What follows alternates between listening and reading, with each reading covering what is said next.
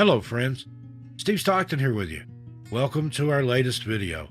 In this episode, we bring you volume 22 of our National Park Mysteries and Disappearances series, where we present 10 more cases for you to ponder. Join me. Let's take a walk and see. Number 10, Michelle Ray Vanck. 35-year-old Michelle Ray Vanck was a dedicated mother to her 4 children who also loved to climb and hike in her spare time. Michelle loved nothing more than being in the great outdoors and soaking in everything nature had to offer. But one climb in 2005 would unfortunately be her last, and ever since then, her whereabouts have been a complete mystery. On September 24, 2005, Michelle, along with her friend Eric Sawyer, geared up to hike up the Mount of the Holy Cross in Colorado. The Mount of the Holy Cross sits at an elevation of around 14,000 feet, and luckily for Michelle, Eric had climbed similar summits numerous times. The pair felt confident in their abilities to navigate whatever the landscape put before them, and they were excited to see how the trip would go. Michelle was a triathlete, but was not experienced in hiking in altitudes. Trust me, from personal experience, altitude is not something to play around with. This hike had been a year in the making, and nothing was going to hold them back. But right from the get-go, there were signs that the trip was doomed. At 6:30 a.m., Michelle and Eric left Half Moon Campground and began their grueling hike up to the summit. Unfortunately, the two had taken the wrong trail and had found themselves on the Halo route. According to reports, the Halo route is much more physically demanding than other trails, and only the most experienced and even professional hikers are advised to take that route. Michelle and Eric had in fact wanted to head along the North Ridge Trail, which had much smoother terrain. Not wanting to reverse and lose their progress, the two continued along the trail and consulted their maps, hoping to find an easier way to the top. Another realization struck the duo when they suddenly remembered that their food and their water purifier had been left behind in Eric's car.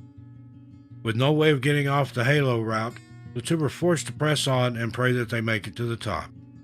The two continued on their way, with Michelle regularly complaining of headaches and tiredness, most likely due to the altitude. Michelle found it difficult to keep up with Eric, and soon enough, she had begun to lag behind.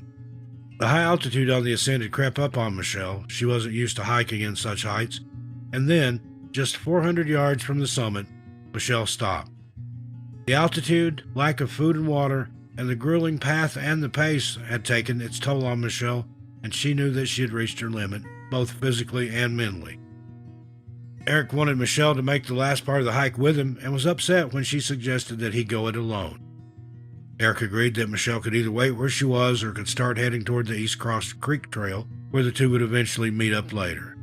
Disappointed, Eric continued on to the top of Mount of the Holy Cross. This was the last time that Michelle was ever seen alive again. Eric finished the hike, letting out a huge sigh of relief. This trip had been a year in the making, and he was glad that he had finally achieved it.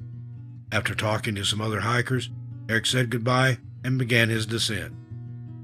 As he neared the agreed waiting spot, he saw that there was no sign of Michelle. He looked around and began shouting for her, but there was no response. Eric's voice echoed through the mountains, and his cries for Michelle went unheard.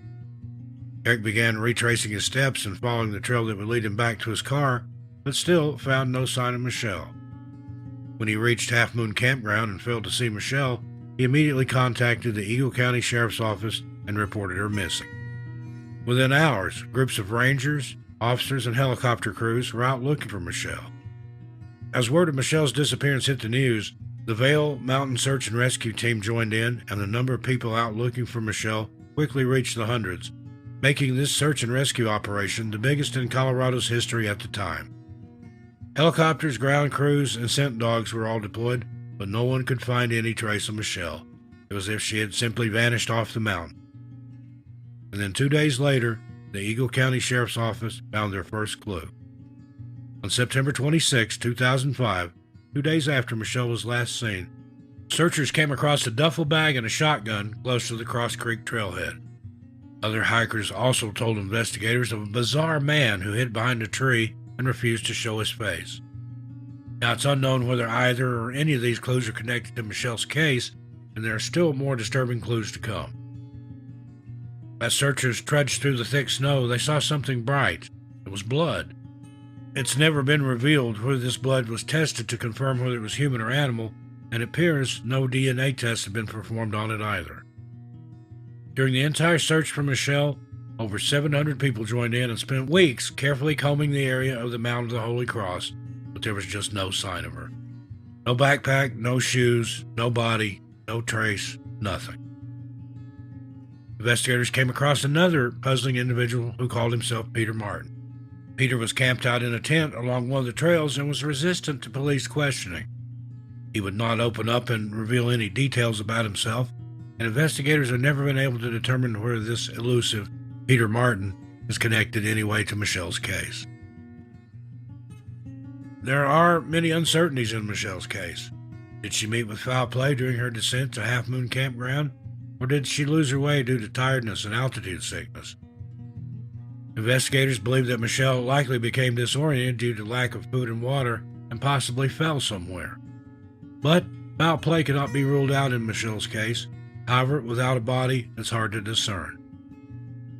Michelle Vanck was last seen on September 24, 2005 on the Mount of the Holy Cross. She is described as a white female with blonde hair, blue eyes, standing 5 foot 7 inches tall and weighing about 145 pounds. Michelle was last seen wearing a blue lightweight ski jacket with white stripes on the sleeves, a black or red shirt, black stretch pants, hiking boots, a blue hat with a white stripe, and blue and white mittens. Anyone with any information is asked to please contact Detective Gianni Robinson of the Eagle County Sheriff's Office at 970-328-8682 and reference case number 2005-1969. Number 9. Melvin George Heaps. 74-year-old Melvin George Heaps was described by his family as a warm and loving person who loved to hike anytime he visited them in Salt Lake City, Utah. July 31st, 2017 was no exception, and after visiting his family, Melvin headed out on a day hike to the Crystal Lake area of the Wasatch National Forest in Utah. Melvin was familiar with this area, and his family believed that they would see him later that evening. However, when he failed to return home, they knew something had gone wrong. After failing to return by nightfall, his family reported him missing, and within hours, the Summit County Sheriff's Office and search and rescue teams were out in the Wasatch National Forest looking for him. The search teams were at a disadvantage as Melvin has a hearing impairment, making it unlikely that he would hear them shouting his name. Search and rescuers were dispatched on horseback, by foot, and by air, and were also accompanied by dogs, but no sign of Melvin has ever been found. The search continued for Melvin. However, after a few weeks, the search was scaled back due to a lack of leads. Since then, Melvin remains missing, and his family and investigators believe that he likely got lost in the forest. In August of 2017, Melvin's family made a statement to ABC4 News telling them, "Our family appreciates all the support we've received from the search and rescue units and the concern and interest of friends and family. We continue to be hopeful because we know Mel and his love of the outdoors. We respectfully ask for privacy at this time." 74-year-old Melvin George Heaps was last seen on July 31st, 2017 in the Crystal Lake area of the Wasatch National Forest. He is described as a white male with gray hair, blue eyes, stands 5 foot 9 inches tall, and weighs about 180 pounds. Melvin is deaf in his left ear and is hearing impaired in his right, and also wears a hearing aid in his right ear. He has a surgical scar behind his left ear and wears prescription glasses. Melvin was last seen wearing a long-sleeved red or rust-colored shirt with beige stripes, blue jeans, clip-on suspenders, brown hiking boots, a Mormon temple undergarment, and a straw hat with a brown band. Anyone with any information is asked to please contact Lieutenant Alan Sidaway of the Summit County Sheriff's Office at 435-615-3600 and reference case number 17-I-19303. Number 8. Scott Allen Hilbert. In 1988, 18-year-old Scott Allen Hilbert was your average teenager. He was also enrolled as a student at Morehead State University in Kentucky, and he was slowly figuring out his way in life. Scott had grown up in Milford, Ohio, and saw the move to Kentucky as a move toward independence and freedom. Like most teenagers his age, he was slowly feeling his way through into adulthood, and things were going pretty well for him. On March 13, 1988, Scott was back home in Milford for spring break, and he was glad to get some time away from his studies. That evening, his parents returned home to find a note on the fridge from Scott that said he was headed out to visit some friends at Ohio State. This university was around 100 miles from their home in Milford, and his parents assumed he would be back in a day or two. However, Scott never returned. When Scott failed to return home or make contact with his parents, they knew something had gone wrong. His parents contacted his friends who said that they had not seen him on March 13th. On March 21st, the Hilberts knew their son had not simply gone away to visit friends. Scott had not returned home and had not returned to college to start the new semester, and that is when the family contacted the Union Township Police and reported their son missing. Investigators would interview Scott's friends and family and confirm that nobody saw him in Ohio State that day. The search for Scott was now on, and it would take almost 2 weeks for the first puzzling clue to surface.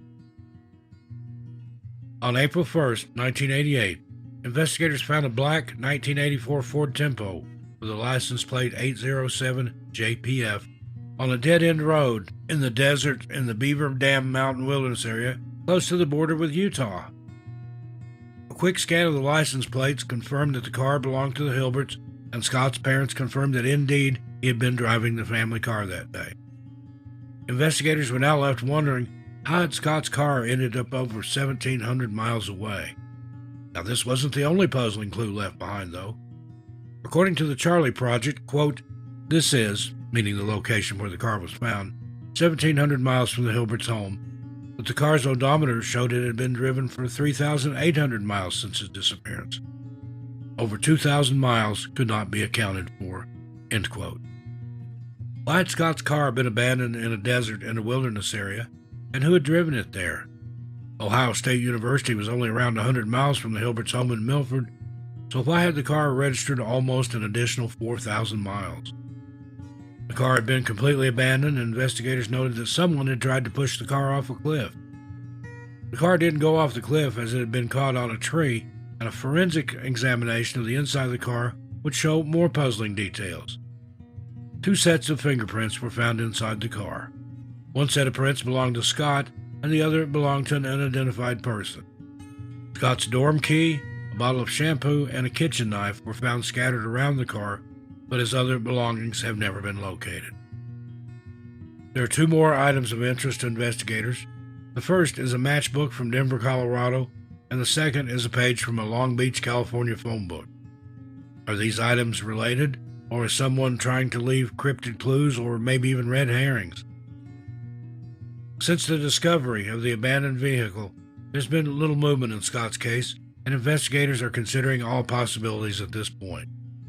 There are endless theories, but without solid evidence, it's impossible to say either way. Scott's family are desperate for answers to what happened to their son and are urging anyone with information to please come forward. Scott's case will likely be solved when the right person with the right information comes forward. Remember, no matter how small or insignificant you think your tip might be, it might just be the missing piece to this bizarre puzzle. Scott Hilbert was last seen on March 13, 1988, and is described as a white male with brown hair and green eyes, standing about 5 foot 10 inches tall and weighing 150 pounds. Anyone with any information is asked to contact the Union Township Police Department at 513-752-1230 and reference case number 88-000744. Or you can contact the Ohio Bureau of Criminal Investigation at 740-845-2000 and reference their case SI-13-01-01-2211. Number 7. Charles Austin Holman. In May 1978, Charles Austin Holman married the love of his life, Mary Lee Lovelace. The marriage would not last, however, and by 1982, the pair had divorced. Following his divorce, Curtis moved to Montana, where he worked as a math teacher at Target Range Elementary School in Missoula. Curtis was described as an avid outdoorsman, and the Charlie Project notes that he and Mary Lee, his first wife, who we mentioned later divorced, had worked for the National Park Service. Curtis was also into survivalism and was said to have a large stockpile of supplies and food.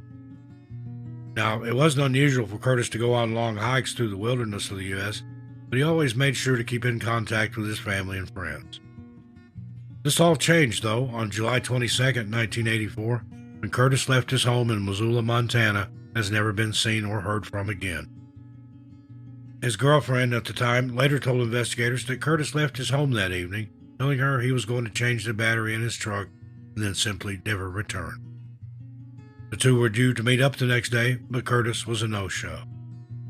Now, as previously mentioned, it wasn't unusual for Curtis to go off for long periods of time, but he would always let someone know where he was going, and this time was different. Curtis' girlfriend waited for a call or a letter, but neither of those ever came. It would take 2 weeks for the first bizarre clue in Curtis' disappearance to emerge. On August 3, 1984, a hiker making their way down a desolate road in Placid Lake State Park came across an abandoned 1976 Toyota pickup truck. The hiker knew that this road was disused and contacted the authorities to report the car. A scan of the license plate revealed that the truck belonged to Curtis Holman. That is when the authorities and his loved ones realized he was indeed missing. The Missoula Police Department attended the scene and immediately began sweeping the area, looking for any sign of Curtis. On the front seat of his truck, investigators found a forest map, his glasses, and his wallet. No keys were found inside the truck, and there was no other sign of Curtis. A wide-scale search of Placid Lake was conducted, with volunteers flooding in to aid with the search. Search and rescue crews combed the forest, but ultimately, no sign of Curtis has ever been found. According to investigators, there was no sign of a struggle, and the only evidence they found of Curtis being in the area were his footprints that had been covered by the prints of a grizzly bear. Now, just a few days after his abandoned truck was discovered, investigators would receive a bizarre tip.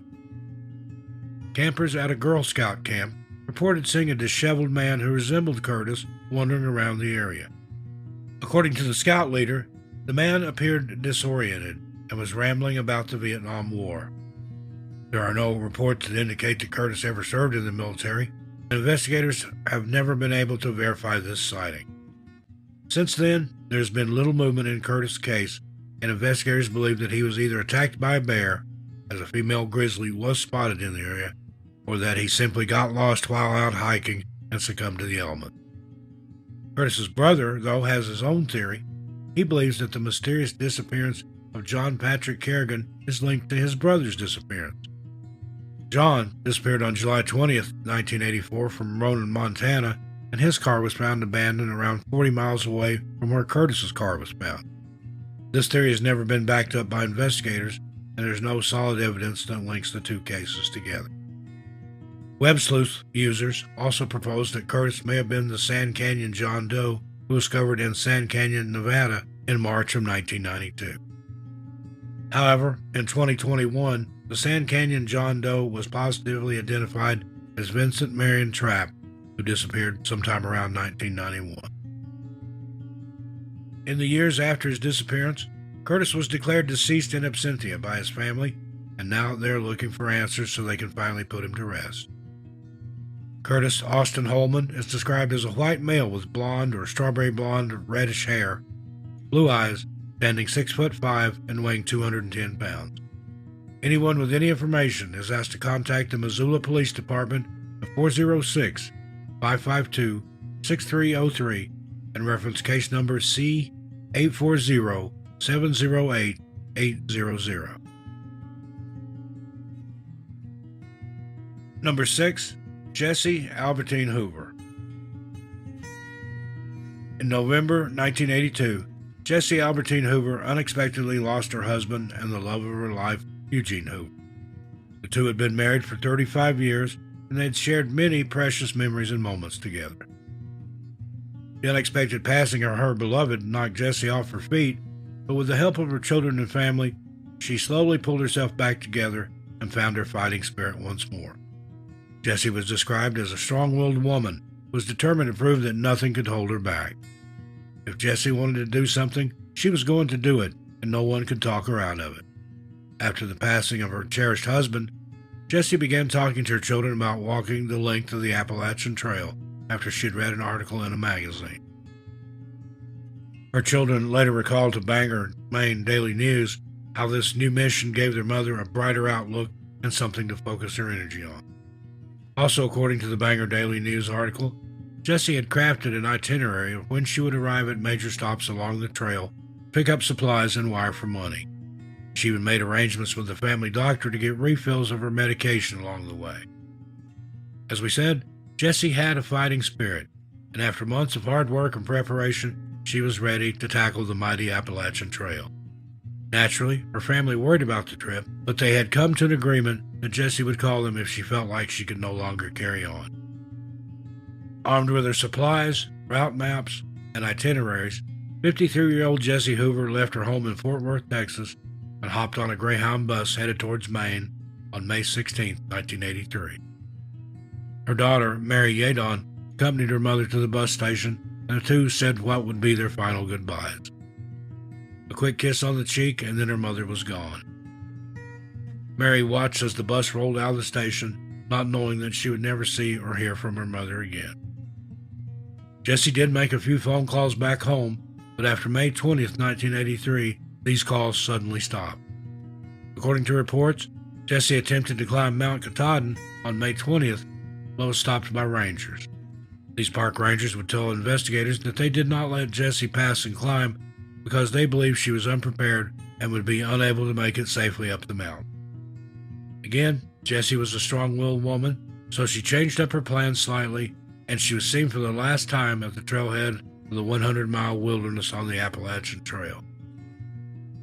At the time of her disappearance, Jessie was only carrying around $15 to $20 in cash and had a limited supply of her epilepsy medicine. Reports also indicate that, strangely, she was only carrying beef jerky, which is nowhere near enough food to sustain a person traversing the 100-mile wilderness area. An attendant at a house located on the trail remembered seeing Jessie and recalled how unprepared she seemed. She was wearing light clothing and not carrying the recommended 8 to 10 days' worth of food. The Bangor Daily News also reported the Texan had stood out to the attendant and felt she was ill-equipped for a stay in the woods. The attendant reportedly had asked her if she had bug spray, but she didn't even have that. This was the first and last time the attendant saw her.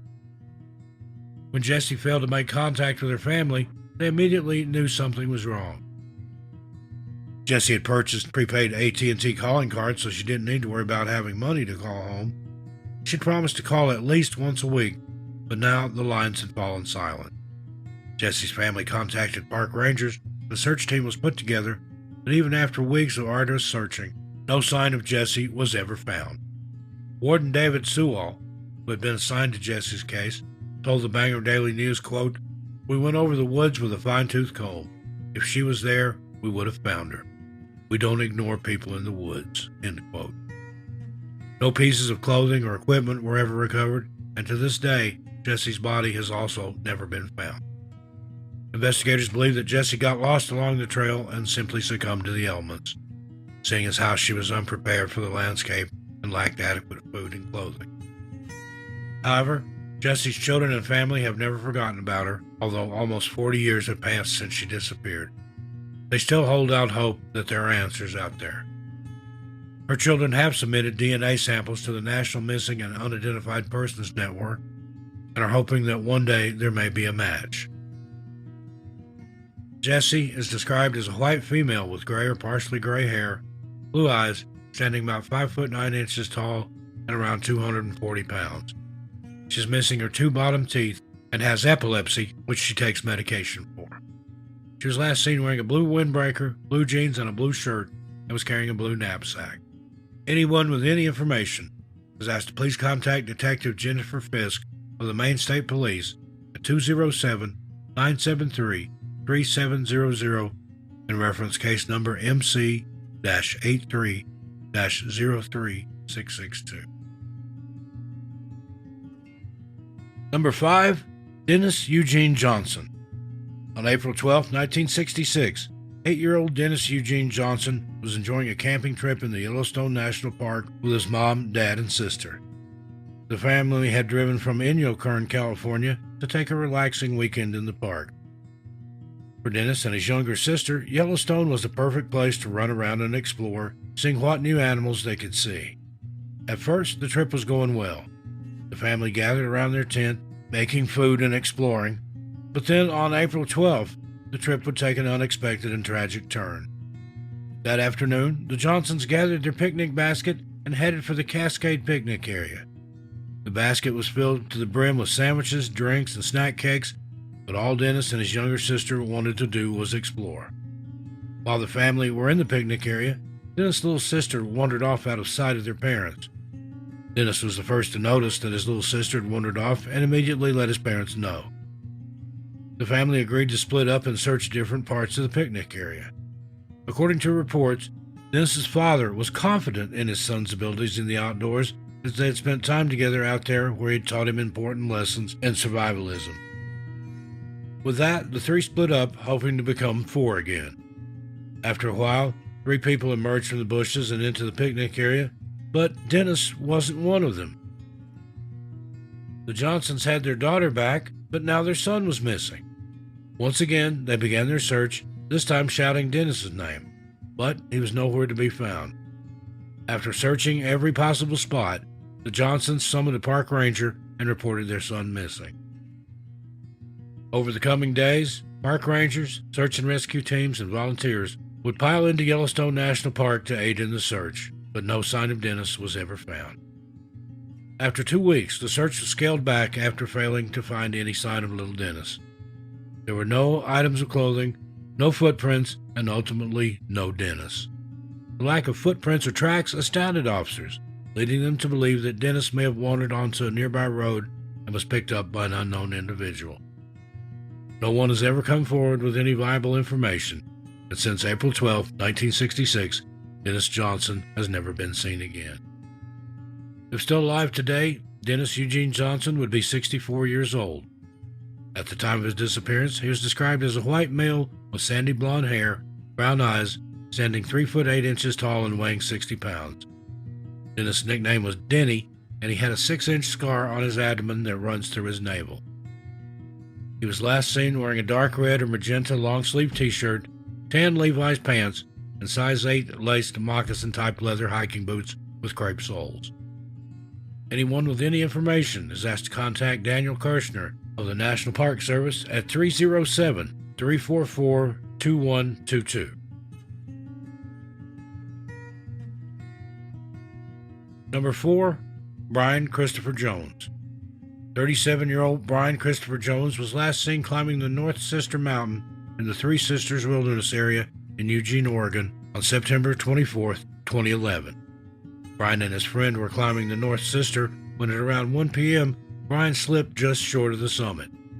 Deputy John Miller of the Lane County Sheriff's Office later commented to Oregon Live, quote, "He was scrambling on some of the terrain near his climbing partner, and he slipped, started sliding, and then cartwheeled down the mountain," unquote. Unfortunately, there was nothing his friend could do, and he was forced to watch on as Brian fell down the mountain. The incident was quickly reported to the Lane County Sheriff's Office, but the harsh conditions on the North Sister made it near impossible for helicopter crews to recover Brian's body. Multiple attempts were made, but it appears that so far, search crews have been unable to recover Brian's remains. The friend who hiked with Brian later told newspapers that he called out to him after he heard him slip, but got no response, which is when he began making his way to the nearest ranger station. As Brian has never been recovered, he is still classified as lost/injured and missing, and his family is desperate to find out what happened. Investigators highly believe that Brian perished, but everyone involved would like resolution to this case. If you have any additional information that may help, please contact the Lane County Sheriff's Office, 541-682-4150, and reference case number 11-7087. Number 3, David Christopher Kemper. 27-year-old David Christopher Kemper was last seen in the Sherman Island area in Sacramento County, California. According to the web, Sherman Island is part of Sacramento's regional parks and offers a wide variety of things to do. David and his friend had chosen to head down to Sherman Island to fish, and the park is home to the Sacramento River and the Mayberry Slough, which gave them the perfect resources. There are very few details available in David's case, and all we know for sure is that on March 12, 2018, David and his friend headed down to Sherman Island to do some fishing. Sometime during their trip, the two friends became separated, and that was the last time David was ever seen or heard from. The story has come under heavy fire from David's family, who have publicly stated that David didn't even have a fishing license or own fishing equipment. When he failed to show up for his job as an electrician, his family knew something was wrong, and they contacted the Concord Police Department and reported him missing. At the time of his disappearance, David lived in Concord, and this is why they're the agency in charge of his disappearance. David's friends and family, along with officers, took to the Sherman Island area looking for any signs of David, and just 2 days later, they found their first clue. On March 14, 2018, David's Toyota truck was found abandoned off the 18,400 block of Highway 60. The only items found were David's wool hat and his vest, and nothing else has ever been recovered. Since then, David's case has gone cold, and his family are desperate for justice and answers. David Christopher Ker is described as a white male with brown hair, brown eyes, standing 6 foot tall, and weighing 160 pounds. He has acne scars on his chest and a range of tattoos. The tattoos are a portrait of his grandmother wearing a red scarf on the right side of his rib cage, a portrait of a woman on his right calf, a full-sleeve tattoo on his left arm, which includes the astrological sign for Virgo, the name Megan on his underarm, an outline of the state of California, a Burning Man logo, a family tree with initials on the inside of his forearms, and the words R.I.P. Joshua Freeman, with birds, clouds, and the moon on his bicep. He was reportedly last seen wearing a sweatshirt, a dark blue t-shirt, blue jeans, and a wool hat.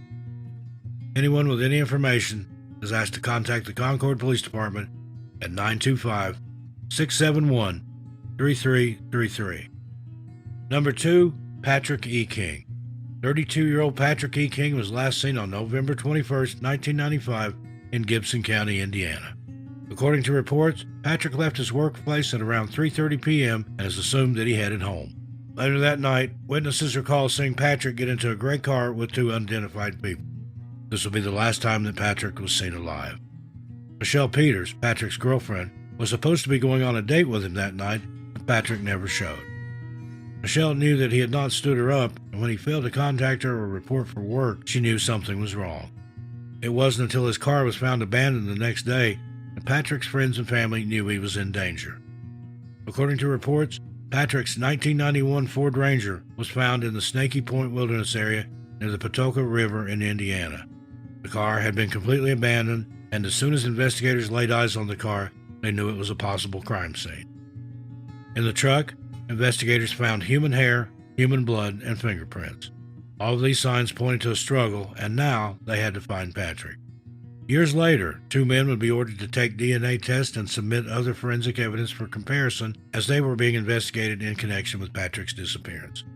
However, it does not appear as though anything conclusive came of these tests. Just 8 days after her boyfriend disappeared, Michelle found herself in a perilous situation too. Michelle told police that she was driving along when 2 men in a gray and black Oldsmobile shot at her and smashed into her car. Thankfully, Michelle was unharmed, but she was left severely shaken by the incident. Investigators have not been able to conclusively link the 2 incidents together, although we think it's more than fair to say that they are most likely connected. Since 1995, Patrick's case has continued to go cold. The courts of Indiana have subpoenaed DNA samples, fingerprints, and searches of numerous properties, but nothing has ever come of this. There were whisperings around Gibson County that Patrick had been buried underneath someone's garage floor, but again, these claims remain unsubstantiated. In the years following his disappearance, Patrick was declared deceased in absentia, but his loved ones are still yearning for answers.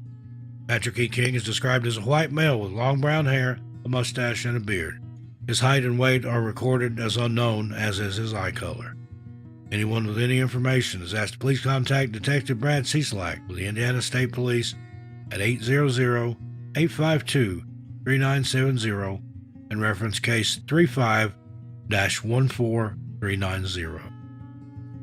And number 1, Vladimir Petrovic Kostenko.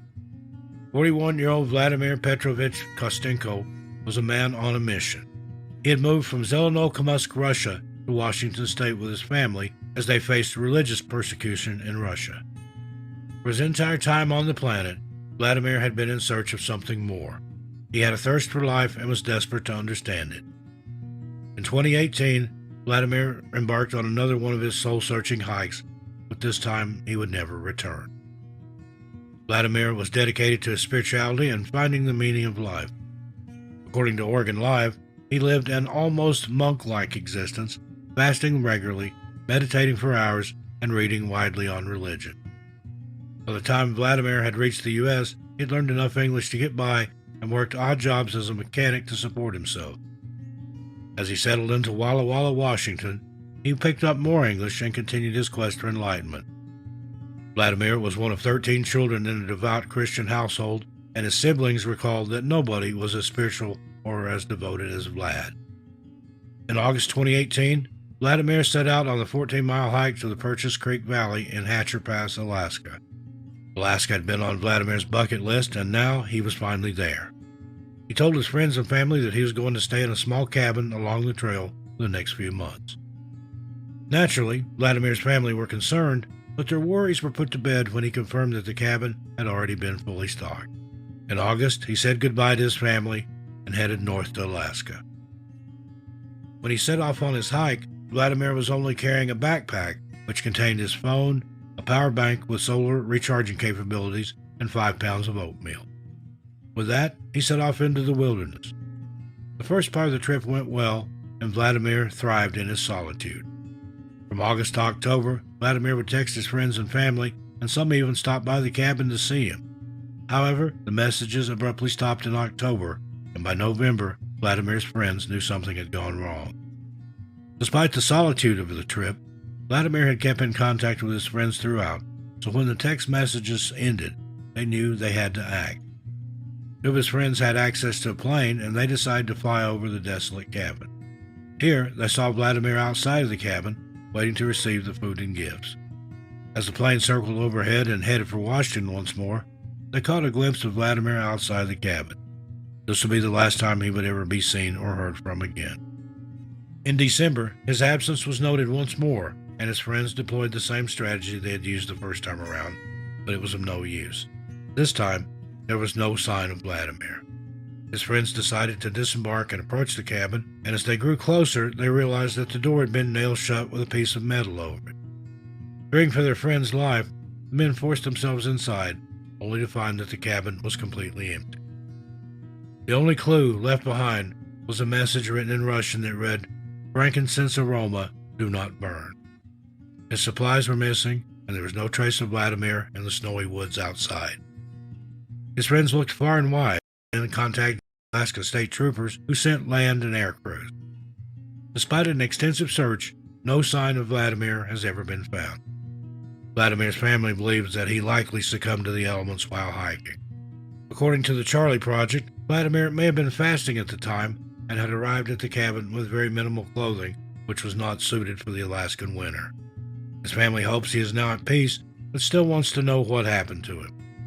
Vladimir Petrovic Kostenko is described as a white male with brown hair, green eyes, standing 6'1" tall and weighing 145 pounds. Vladimir speaks limited English, with Russian being his mother tongue. He was last seen wearing a light jacket and black jogging bottoms. Anyone with any information is asked to contact the Alaska State Troopers at 907-269-5511 and reference case number AK-180-90660. Well, friends, there you have it. 10 more National Park mysteries. Ponder and contemplate. What do you think happened in these cases? Please let us know your theories in the comment section, but please keep it friendly and respectful. Till we meet again, be good to yourselves and each other. Be safe while hiking or camping. As for me, I'll see you a little further on down the trail.